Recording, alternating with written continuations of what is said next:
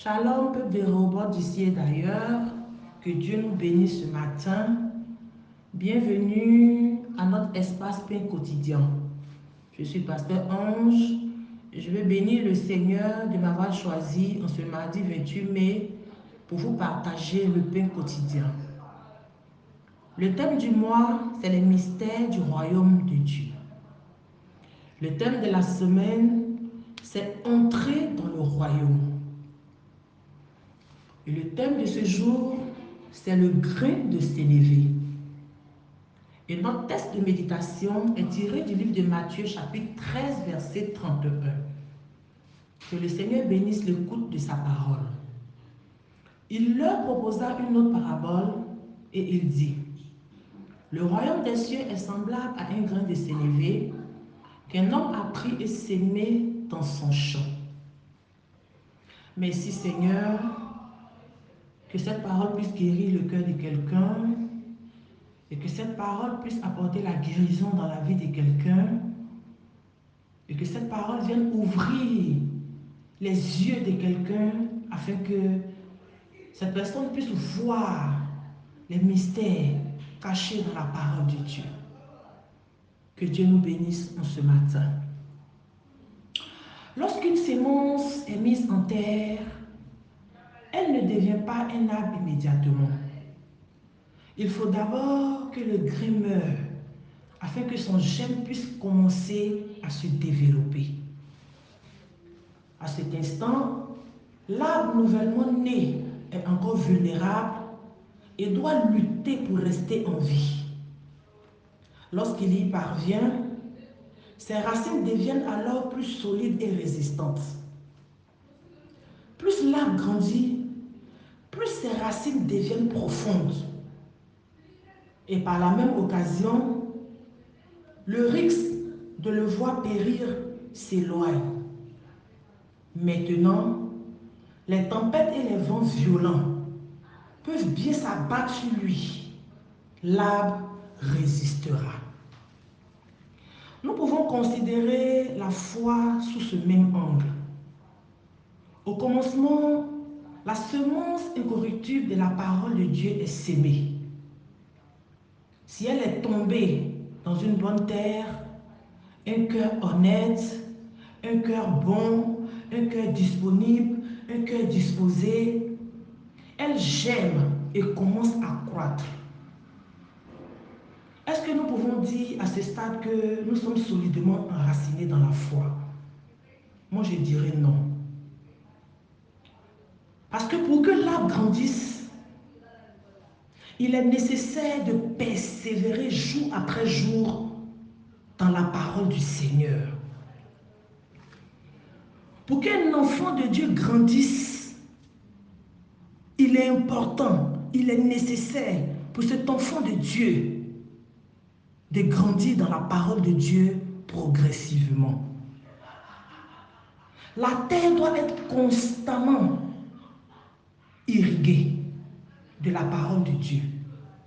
Le cœur de cette personne qui a reçu la semence doit être entretenu par la parole de notre Seigneur Jésus-Christ. C'est évident. Il faut que l'arbre se nourrisse.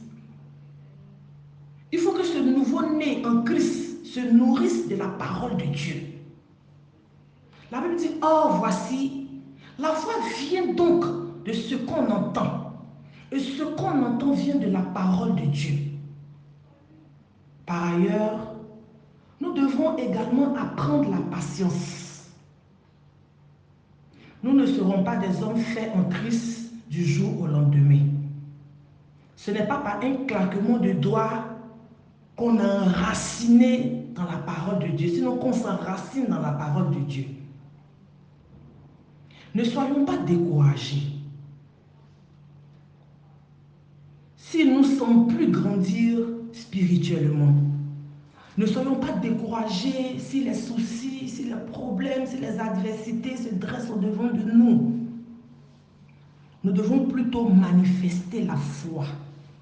Cette foi qui est aussi petite qu'un grain de sénévé. Nous devons manifester notre foi.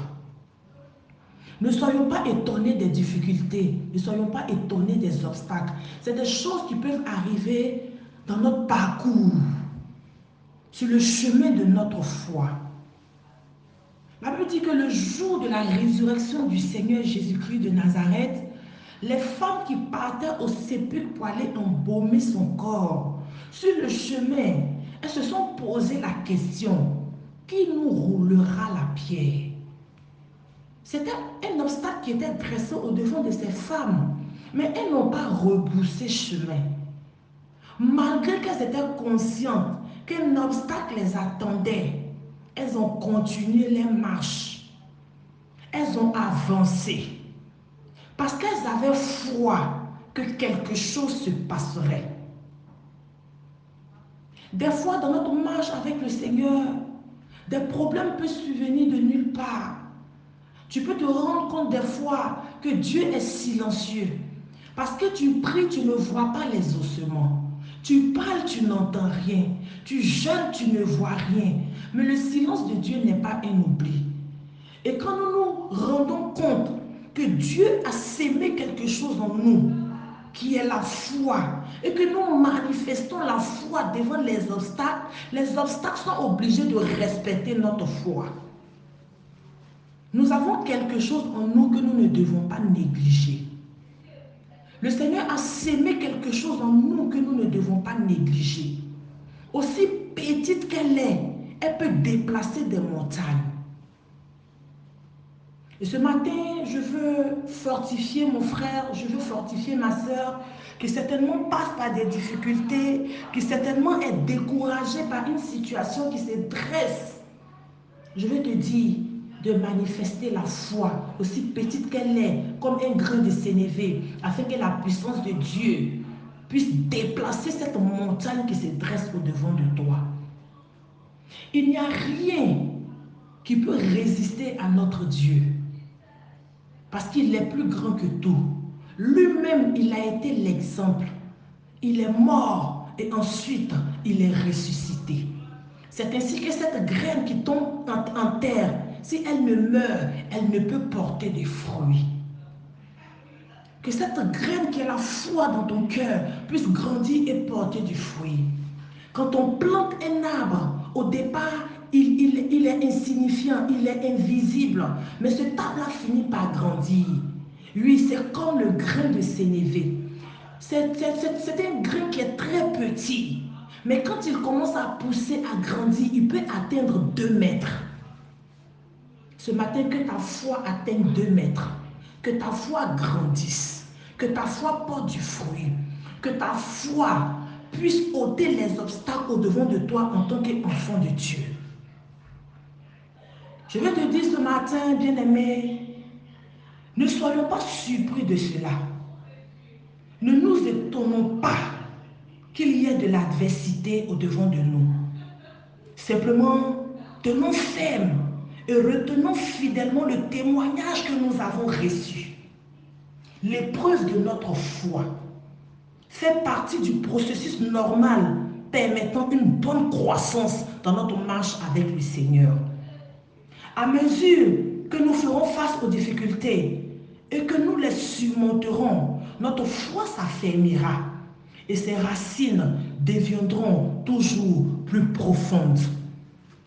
Au fur et à mesure que nous allons surmonter les difficultés au-devant de nous, les murs vont s'écrouler, les barrières vont être ôtées et les obstacles vont tomber dans le nom de Jésus-Christ de Nazareth.